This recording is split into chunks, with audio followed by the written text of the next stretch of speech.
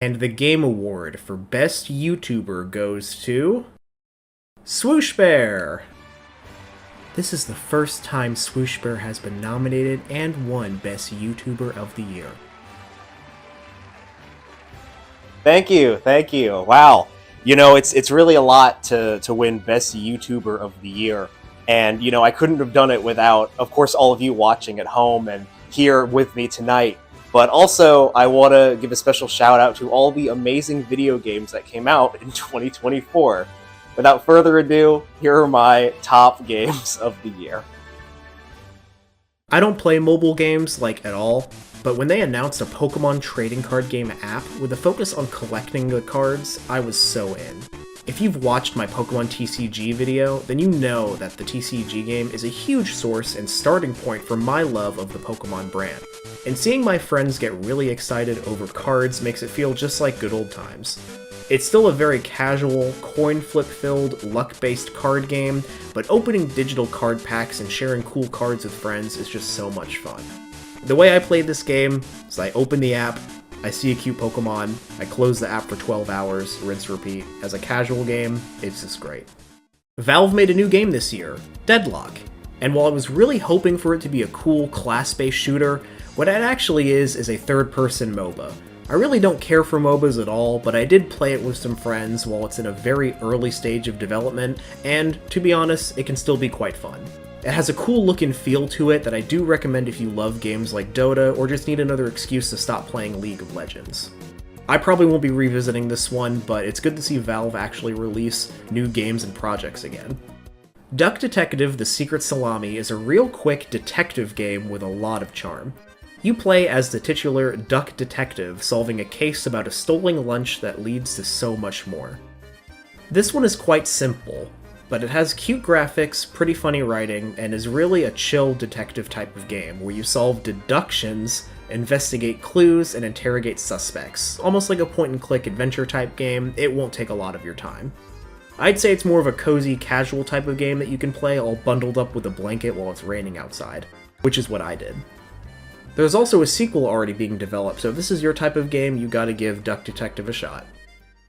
Okay, hear me out. The only reason that Prince of Persia: The Lost Crown is in the honorable mention section is just because I've only played the first hour or so of this game, but it already feels really good to play. Taking the series back to its roots as a side-scrolling action game, The Lost Crown gives the prince a giant map to explore in this Metroidvania twist. Movement and combat feels very fluid and very smooth, in what feels to me to be reminiscent of Metroid Dread. It's such a shame that this game looks and feels so good, only for Ubisoft to disband the team that created it shortly after its release. It was constantly dropped to only $20 on most major online retailers, and I can't recommend it enough, especially for that price. Gritty, minimalistic, and pretty unhinged, Buckshot Roulette first grabbed my attention as a streamer game, one that would likely be hot for a moment and then fizzle as soon as the next title built for reaction content came around. However, there's a lot of fun to be had getting the upper hand against your mysterious captor and playing their game of chance for escape. I instantly loved the look of this game and how it visually guides the player through its 3, maybe 4 rooms, while not really providing any answers to the strange nightclub turned death trap. From the blaring music being played below to the CRT monitors littered across a public bathroom, it draws you in such a strange place. Buckshot Roulette is a shorter game, but with added items and difficulty modes, there's an unexpected level of strategy injected into this luck-based random generator of a game. And there's even been some extra features added, including a multiplayer mode, which has been delightful. It might be a game you only play for a few minutes at a time, but for me it was one that had me keep wanting to play Russian Roulette more and more. I was quite surprised to feel the urge to get back into multiplayer first-person shooters, and one that had me kept coming back was Delta Force. Completely free to play, and based on the older PC series of the same name, Delta Force takes a lot of inspiration from the Battlefield series in a very fast-paced version of the massive multiplayer shooter. There's different classes and operators, loads of weapons and vehicles, and a decent variety of maps and modes all packed in here. It's definitely one of those games that has a lot, and I mean a lot, of unlocks of different operators and even dozens of attachments for each weapon to tweak them to your liking. It can be very overwhelming, all topped off with a battle pass you can buy to get even more goodies. But for me, I treat it as a more casual game to play with friends that brought me back over 10 years ago playing through Battlefield. Oh god, it's been over 10 years since Battlefield 3. I made a video about it earlier this year, so if you want to see my extended thoughts, check it out. But I really did enjoy my time with the mouthful of a title that is Nintendo World Championships NES Edition. Loads of mini speedrunning challenges that invoke an era of the actual Nintendo World Championships, while also satisfying the speedrun type itch that incentivizes you to keep trying again to shave fractions of seconds off your time. Most of the game's lineups are solid, some are here that I kind of wish weren't, like stupid Ice Climber. But overall, it's a really neat package that celebrates the NES era of Nintendo in a bite-sized way. And much like last year's F-Zero 99, Nintendo has been doing really well with these short play session type games recently. I'm still holding out hope that we get a Super Nintendo edition to follow up this one, because I'm ready to go set some times on Super Mario World, Link to the Past, Super Metroid, you name it, I will be there. Like many others, I used to love Overwatch, so when Marvel Rivals, a team-based hero shooter starring characters from Marvel's rich history of comics and movies, came out this year, I had to check it out. I'm not the biggest Marvel guy, however I am a huge X-Men fan, so I had to see what was going on. And for the most part, it feels good to play a fun hero shooter again. Another free-to-play game, they definitely try to get you with enticing costumes and cosmetics for these characters people already love before they played the game. It takes a lot for hero shooters and the like to really get fans connected with the characters and world that they're building, and an IP as rich as Marvel feels right at home for this type of game. I'm basically here for all the X-Men, and have become a Magneto main as I used to play a lot of tanks in Overwatch all the time. Oh, baby, a triple! With all the heroes being free to use at launch, cross-platform play that feels good, back up the 6-person teams, and no loot boxes in sight, Marvel Rivals runs laps around Overwatch 2. It may also be that new game feel, the Season 0 before a real meta starts forming, but so far it's been my top multiplayer game of the year.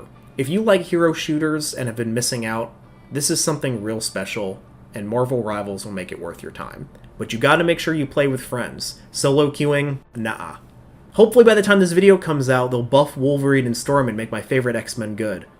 Also, where the hell is Cyclops? What the I got Game Pass for a month, just to experience Senua's Saga, Hellblade 2. And wow, this game is just gorgeous. So much of it becomes so mesmerizing. This is definitely going to show its age years from now, but genuinely, there are moments in this game where it looked so realistic in its landscapes, and especially in its character models and facial details, that it made me just stop and take it all in. I was blown away, and genuinely believe this is the best looking video game I have ever played. The performances in this game are also phenomenal. Senua this time is joined by a few other characters for this part of her journey, and it added a new tone for the game compared to the more isolationist experience the first game had. This game is a journey into a more Nordic setting into Iceland, and the scenery and map design lend itself to this theme very well. I felt this one in its larger battle sequences leaned more in a cinematic focus when compared to the first game, which made combat a bit more enjoyable but also more boring at times. It lends itself to be so fluid and cinematic that if you mess up and die, you replay the fight and you see the same sequences during the battles, which kind of broke my immersion just a little bit. One-on-one fights are great focus here, but the battles being against multiple enemies that still pit you against just one of them at a time was a little bit repetitive. You can tell that the team behind this one was greatly expanded with all that it does, and I think that's a good thing. Beautiful game that still has some good emotional moments and solid performances though. It's going to be quite interesting to see where Senua's journey goes next. While I may prefer the writing and themes and that isolationist feel of the first game, don't sleep on Hellblade 2, it's genuinely wonderful. I was beyond excited to get a new, original 2D Zelda game that wasn't a remake. For years, this is what I've been asking for. I loved Link's Awakening Remake, but it's a remake. Link Between Worlds is one of my favorite 3DS games, and is really solid, but it borrows so much from Link to the Past. A fresh, new experience is what I was craving, and they really delivered here. Echoes of Wisdom is a good mixture of the creativity of the Breath of the Wild era, mixed in with some classic 2D Zelda puzzles and charm to result in a great game that doesn't overstay its welcome.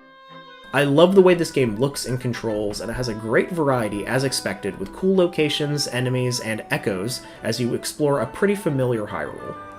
There are a lot of fun optional things in here with all the side quests, which I do like. A lot of this game is really determined by how you, the player, tackle the game, and that's one of the things I love when games do well. There's so many echoes that I used and so many that I didn't at all. Everyone's experience is going to be a little bit different. While the use of echoes of enemies or objects is the main focus, the game also allows you to use a sword form to do traditional attacks, like Link. To me, this option kind of goes against the spirit of what Echoes of Wisdom is supposed to be, that creativity, that using your surroundings to your advantage. However, sometimes using echoes just takes so long, and quickly dispatching foes with the sword form is just more convenient. When each enemy encounter can be its own puzzle in a way to solve with the echoes, you've already solved the same puzzle multiple times, if that makes sense. Sometimes parts of the gameplay can feel mundane, but it still shines with its dungeon designs and main set pieces. There isn't a Zelda game quite like Echoes of Wisdom, especially in the 2D space. With 2D Zelda, I was concerned there wouldn't be much room for innovation beyond tight gameplay design, but here we see the ideas presented in the 3D entries have left quite the impression. I did really enjoy it, but I recognize that it is very different for Zelda in its approach and feels very separate from the other 2D entries. Heck, a lot of it feels like a platformer at times with all the climbing you have to do. Also, the crows are so overpowered, my go-to echo that just demolished the entire game and got me a ton of rupees. And next, I'd like to thank... What? What? I'm sorry? I can't talk about Paper Mario The Thousand Year Door remastered on Switch. But it came out this year. It's a remaster. Yeah, I know it's a remaster. Okay, it's one of the greatest RPGs of all time on the GameCube and in general. Well, what do you mean people are going to be upset that it's not an original game? It has original stuff in it. It's a release that came out this year. It's, a first time a lot of people are going to be... This is my award. Get out of here. Paper Mario and The Thousand Year Door on Switch. When Super Mario RPG on Switch came out last year, I said anything is possible, and I was also surprised to see that the best Paper Mario, and one of my favorite RPGs of all time, was coming to the Switch, with some really nice quality of life updates.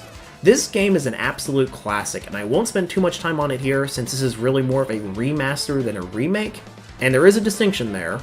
I hadn't played this game in well over a decade, and it was just as charming and wonderful as I remember. It really makes you miss the more creative and off-the-wall vibes that Nintendo had during the GameCube era.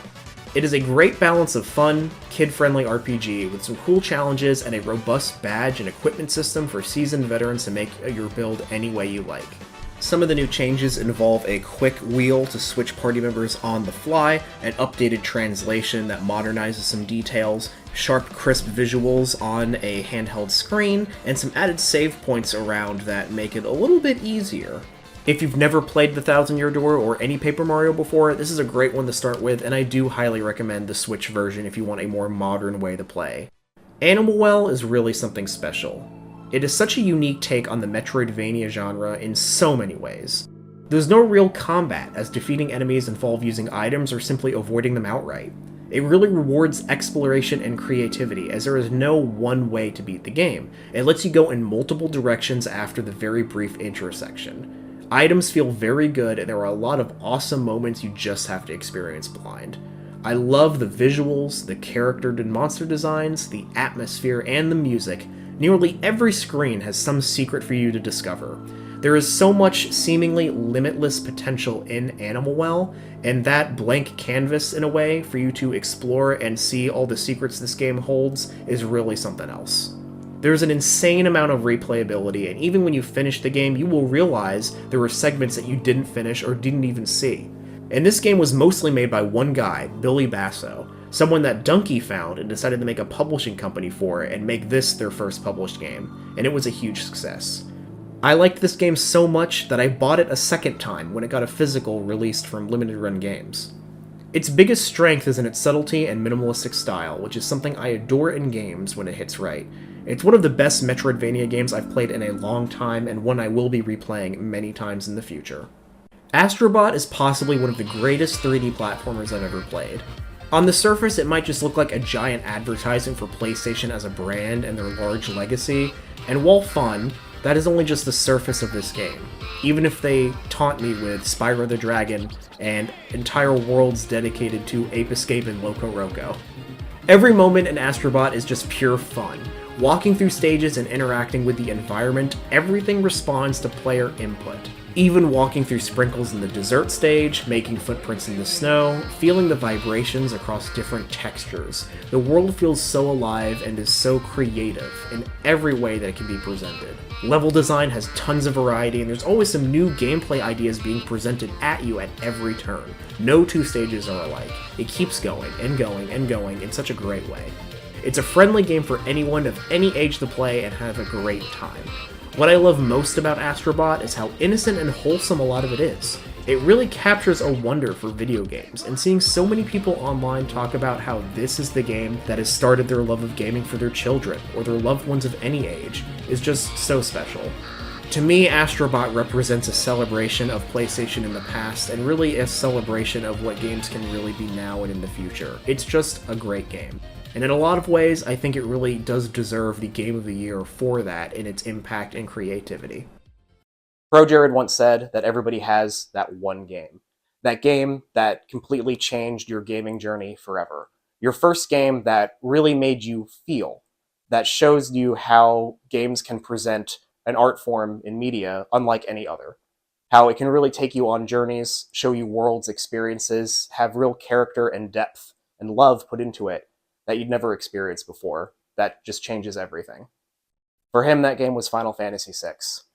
For me, that game was Final Fantasy VII. Final Fantasy VII is one of the most important games of all time, to me personally. The characters, story, world, gameplay, all of it have become such a comfort and staple in my gaming hobby. From Advent Children to Kingdom Hearts, the theater rhythm in every other Final Fantasy spin-off game under the sun, and even to E3 2015, when Final Fantasy VII Remake was first revealed to the world, I have cherished every single moment. Final Fantasy VII Rebirth follows the general course of the original game, and starts where the last one left off, at one of the more iconic moments of the original RPG classic. The reveal after leaving Midgar that there was such a huge world to explore. And for a lot of people who might not know, Final Fantasy VII was one of the first JRPGs that a lot of people in the West actually played. So while this might be something that isn't that very impressive for the seasoned veterans or those who know, if you were like me who'd never even experienced a game on this scale before, it's a moment you don't forget. And while Rebirth is less chapter-focused than Remake was, Rebirth's fully open world with a lot of opportunities for backtracking and exploration and side quest completion, it is a truly massive game with seemingly no limits. I am usually someone who does not care about open world games because they feel empty, like there's nothing to do, but there was just so much depth and writing and lore and love for Final Fantasy VII in this game. The insanely addictive combat and gameplay returns, with some awesome tweaks like more synchronized abilities and attacks with your party members that had a lot of options and strategy during combat. A lot of it reminded me of Chrono Trigger in a way for how everyone works together. There's a lot of good party options, and all the characters are so well written and just performed and presented so beautifully. I was very nervous seeing a lot of these characters that mean a lot to me being depicted in a modern setting and having new voice actors, and they've really knocked it out of the park. I love all the characters and how they present them in this game. Everyone does a phenomenal job. The presentation and direction is also just out of this world. I will not go into story spoilers, because I know the game and the story overall of the remake project is not done, and people have been debating it. I'm excited to see where it's going to go. But I do love everything about this game so far. This is really an amazing open-world action RPG with dozens and dozens, even hundreds, I would argue, hours of content you can play in this game. I can't lie that I'm incredibly biased.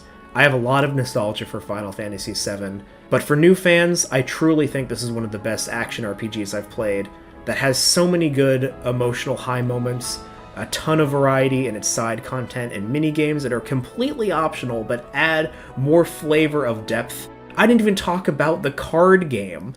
Queen's Blood? I didn't even talk about Queen's Blood. Oh my god, Queen's Blood. It's so good. It's better than Triple Triad. Topped off of all with one of the best soundtracks released this year, and you know we're talking about that Bow Wow Wow dog song. That is the song right there. But also, of course, the whole soundtrack is amazing and phenomenal, and this game is really a true complete package. Final Fantasy VII just does mean the world to me, and it's been such a treat to be able to explore new depictions of a very similar story and get a lot of depth that these characters didn't necessarily always have on screen or have been modernized to really feel like real people, more so than they ever have before. Final Fantasy VII Rebirth is my 2024 Game of the Year. And before we wrap up tonight, I do want to give a really special shout out to all of my online friends who I've collaborated with this year. I was a guest on the Third Impact Anime podcast. They cover anime old and new and do a lot of conventions and panels in the North Carolina and surrounding areas, so definitely check them out. I was on a couple of episodes for them this year, and I've been on previous episodes of them in the past. They're a bunch of awesome people. If you love anime, totally check them out. I was going to read the manga before I started watching the show, and I was like, well, I'll watch the show first and see if I like it, and then when the show's over, then I can read the manga and be caught up. But I was so enamored with how this show was presented that I'm now waiting for a season 2, because I want to experience this emotional height in an anime form versus reading it. I was also a guest on the Collecti-Bros Podcast, a gaming collecting focused podcast that covers a wide variety of topics in the collecting space specifically. They are so awesome, and I really appreciate them letting me be on their Super Nintendo special episode, which was a real treat. I feel like Swoosh probably has the largest Super Nintendo library of all of us. I have, as of this recording, 102 games. Woof. Yeah, you got the most. Yeah. Are you trying to go for a complete, or are you just No. going for specific ones? I Okay. just go for specific games that I like, and even though I grew up with a couple heavy hitters, there's a bunch that I didn't grow up with that are now like favorites that I like, which for me, the Super Nintendo is more than just nostalgia, because at this point I have way more titles that I love versus the ones that I grew up with. I also want to give a shout out to TehvoBend, who had me as a guest on his Bend and Friends episode, wrapping up the games of the year. Go ahead and check out that video if you want to see some alternate takes and some different categories for my games of the year and other friends of his as well on his channel. And garbage like Dr. Mario.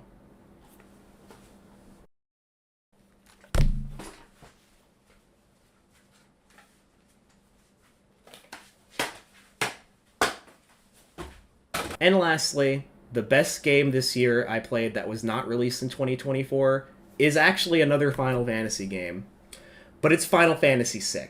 Links to find everybody will be at the video description, so please check them out and tell them that I sent you, YouTube Gamer of the Year. And if you've made it this far, thank you so much for watching throughout the year. If this is your first time, consider taking a look at the other videos, because I am now an award-winning game YouTuber on YouTube, so you should check out the other stuff on the channel as well. And for those who have been watching and sharing the videos, thank you so much for being with me on this whole year and years prior, and I will be very happy to see all of you in 2025 as we explore more game reviews and more gaming content in that year and beyond. So once again, thank you so much. Have a good night.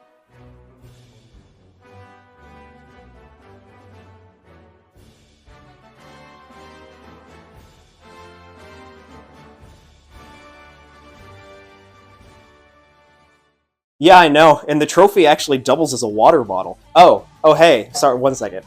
Sorry, I didn't get to talk about my games I'm looking forward to in 2025. And to be honest, I know 2024 was a big year, 23 was a big year. This 2025, gonna get Switch 2 probably. We're gonna get Metroid Prime 4 finally. I can't believe, do you see my Metroid shrine? We're finally gonna get, Jimmy, can you focus on that, please? We're finally going to get Metroid Prime 4. I can add to my shrine, so that's going to be really cool. So yeah, a lot of games, a lot of good games coming out in 25 I'm looking forward to. Maybe we'll get the next part of Final Fantasy Rebirth. Jimmy, can you focus on the Final Fantasy VII mini shrine I have over there, please? You got that? All right, cool. So yeah,